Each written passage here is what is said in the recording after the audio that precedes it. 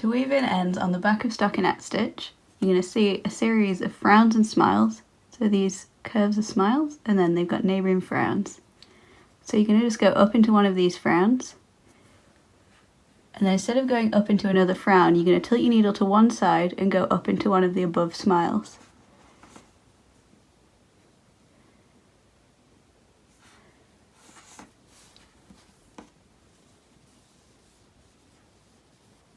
Now where you're seeing this above frown, that's above where we originally brought our yarn, go along there and then down into the neighbouring smile, and then we're going to go back where we started into the initial frown.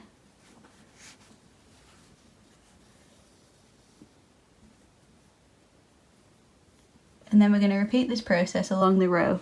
So we've got our original frown, follow the neighbouring smile and up into the next frown.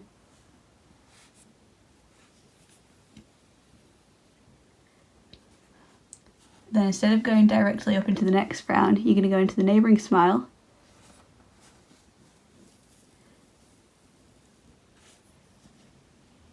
follow the frown across, go down to the next smile, and then back into the original frown.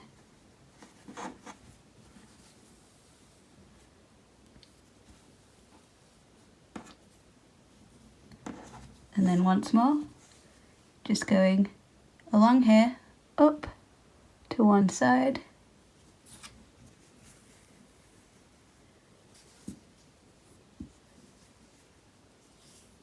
follow the frown across, go down into this smile, and then back into the original frown.